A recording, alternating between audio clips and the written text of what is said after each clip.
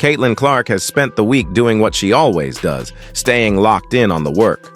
Viral clips captured her away from the court, working on her golf game at Michael Jordan's private course, keeping a low profile and minding her business. But while she's focused on getting better, another debate has erupted around her name, and it's sparked a fresh round of conversation across the WNBA community. The flashpoint came from a podcast segment that quickly made the rounds on social media. Dallas Wings center Louisa Geisel-Soter appeared on the Journey podcast and was asked to choose in a hypothetical matchup between her longtime friend and former college contemporary Paige Bueckers and Indiana Fever guard Caitlin Clark. Geisel-Soter picked Bueckers. On its face, that's a subjective choice from one player, but paired with follow-up comments on Instagram where she wrote that Clark is definitely an important part of the revolution in women's basketball, but not the only one, and that Bueckers has a killer instinct she could confirm from experience. The conversation moved from a light debate to a league-wide talking point. Why did that phrasing hit a nerve? Because it landed squarely in the middle of a larger fan conversation about what exactly is driving the current surge in women's basketball interest. Whether you support the Wings, the Fever, or anyone else, it's impossible to deny the measurable impact Clark has had on ticket sales, road attendance, television ratings, and digital engagement since her college peak and WNBA debut. Arenas have moved games to larger NBA buildings to meet demand. Secondary markets have spiked for road dates. Broadcast windows featuring Clark have consistently delivered. When someone says she's not the only one, it may be true as a general statement. Growth is multifaceted. But many fans heard it as an attempt to minimize a singular, measurable effect. It's worth setting the stage. Women's basketball is enjoying a genuine moment of momentum. From record NCAA viewership to sellout WNBA crowds, the sport has cut through to the mainstream. As that audience expands, so does the scrutiny. Every comment gets amplified, and every comparison, particularly between elite guards like Clark and Bueckers, takes on extra weight. That's the modern media environment. A single answer on a podcast becomes a week-long headline. Let's parse what was actually said. On the podcast, Geisel-Soter weighed the prompt and chose Bueckers. That's an opinion, and it's allowed. Nobody should be vilified for a take in a hypothetical game. The follow-up Instagram message is the part that turns spark into fire, writing that Clark is definitely not the only one behind the women's basketball revolution is technically correct. No movement belongs to one person, but the timing and tone read to many as a deliberate counter to a widely held truth. Clark's star power has been the accelerant for this specific surge in WNBA attention. The additional claim that Bueckers' killer instinct matches the narrative often reserved for Clark poked at a sensitive fan debate that's been simmering for months. A quick note on Paige Bueckers. She is an elite talent with a fierce competitive profile who has already cemented herself as one of the most compelling figures in the college game. Fans have every reason to be excited about what she'll do at the next level. This isn't about diminishing Bueckers. It's about recognizing the difference between celebrating one player and appearing to undercut another. In a media ecosystem that feeds on rivalry, the line can blur. The healthiest version of this conversation lifts both athletes and keeps the facts intact. And the facts around Caitlin Clark's impact aren't ambiguous. The Indiana Fever have been a roadshow everywhere they go, with home and away dates regularly selling out, ticket prices climbing on the secondary market, and broadcasts performing. The Fever's schedule has been must-see for fans across the map, and local markets have responded with a level of interest rarely seen in the past. That's not a slight to the rest of the WNBA. Other stars are drawing too. But Clark's presence has been a differentiator that's easy to spot on the balance sheet and in the stands.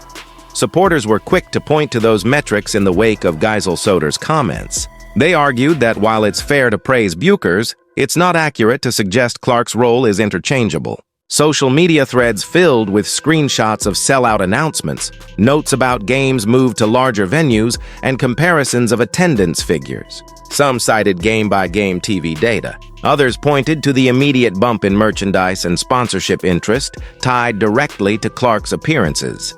It's an emotional argument, but it's rooted in evidence. The WNBA's hottest ticket right now is wherever Clark is playing. There's another layer here, the difference between uplifting and undermining.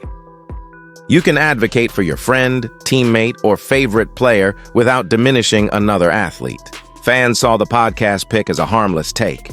The Instagram caption felt different, like it was written to correct a narrative rather than simply champion Bueckers. That's why the reaction was so strong.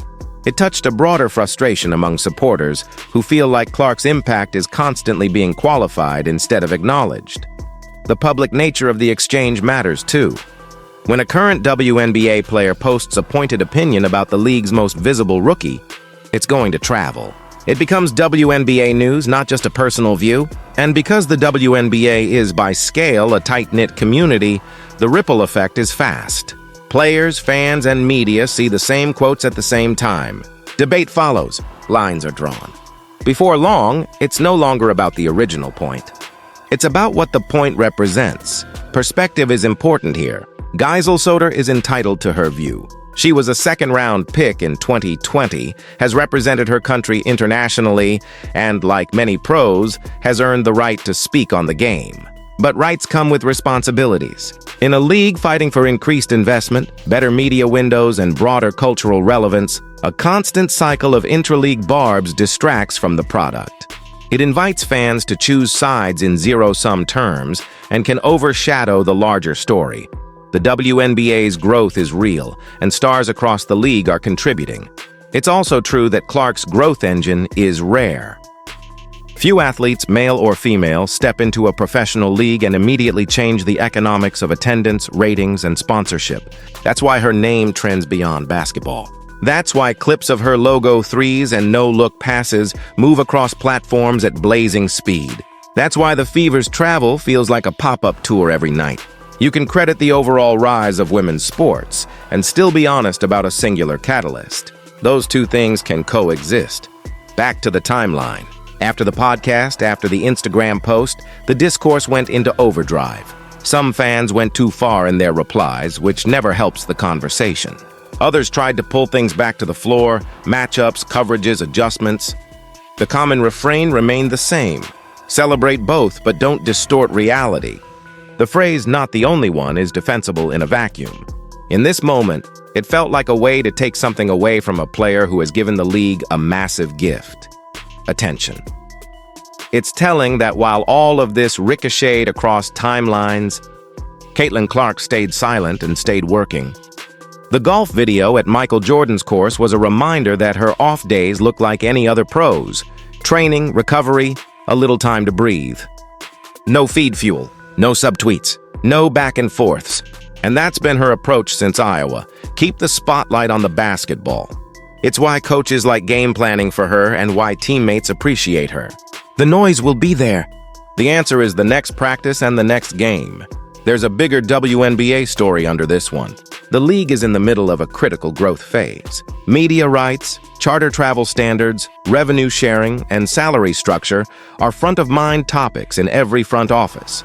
The surge in interest around players like Clark, Aja Wilson, Breanna Stewart, Sabrina Ionescu, and Angel Reese, among many others, is not hypothetical. It's revenue, it's leverage.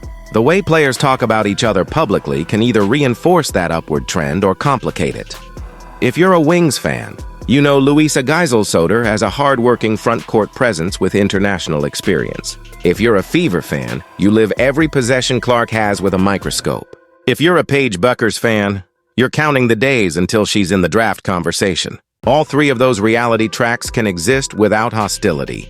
There's room to debate killer instinct and stylistic preferences without turning it into character critique or diminishing the measurable contributions of any player, the attendance and ratings. Discourse is unavoidable in this context, so let's keep it accurate. Caitlin Clark has been the league's strongest attendance driver so far this season. Her road games have again and again produced sellouts or near sellouts. Ticket demand has forced venue changes. Television windows have delivered sizable audiences. That's the story. It doesn't mean other teams aren't growing. It means one player is outpacing that growth in a way that reshapes plans in a single summer. As for Paige Bueckers, the killer instinct label isn't misplaced. Anyone who has watched her late-game possessions at UConn understands why the term sticks. She's composed, decisive, and fearless. The more productive way to frame this is not Clark doesn't have an edge, or Bueckers' edge cancels Clark's, but rather that both athletes possess the competitive profile that turns stars into closers. If anything, women's basketball wins when multiple players carry that aura into prime time. There was also chatter about resumes.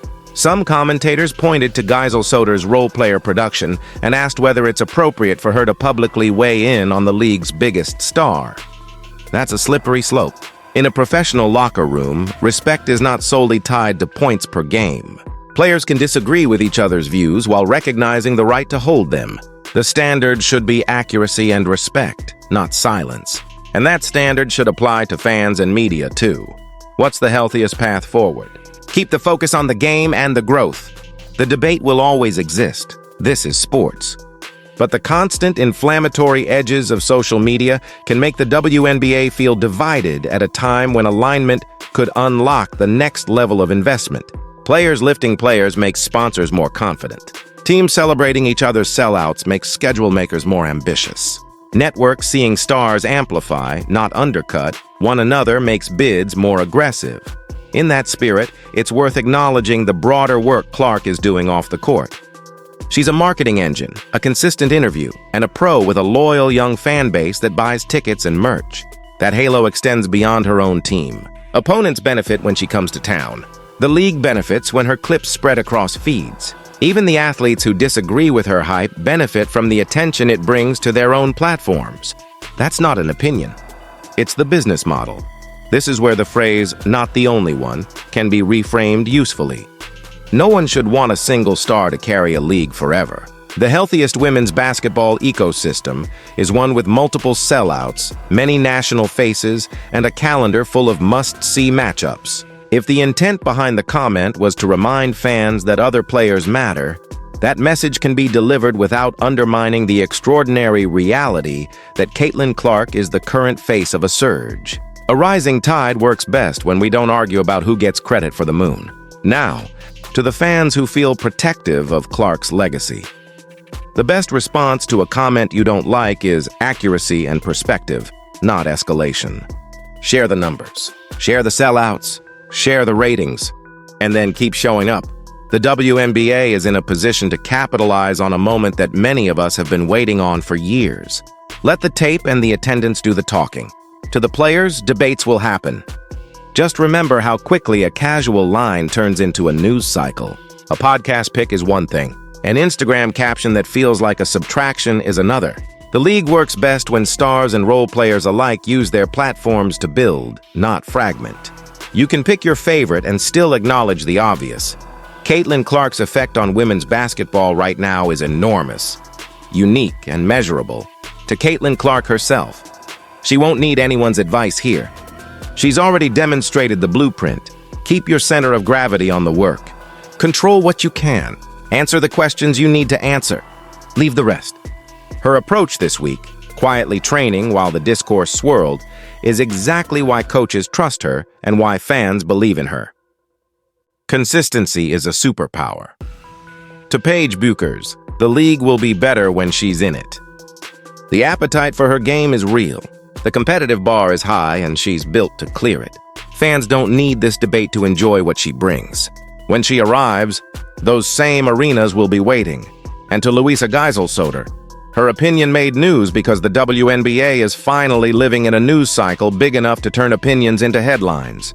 That's a sign of progress. It's also a reminder that tone, timing, and context matter when the subject is the league's most visible rookie. The next time she wants to shine a light on a player she respects, there's a way to do it that keeps the conversation additive. Here's where we leave it. Caitlin Clark didn't ask for this week's headlines. She didn't write the caption or make the pick. She didn't respond online.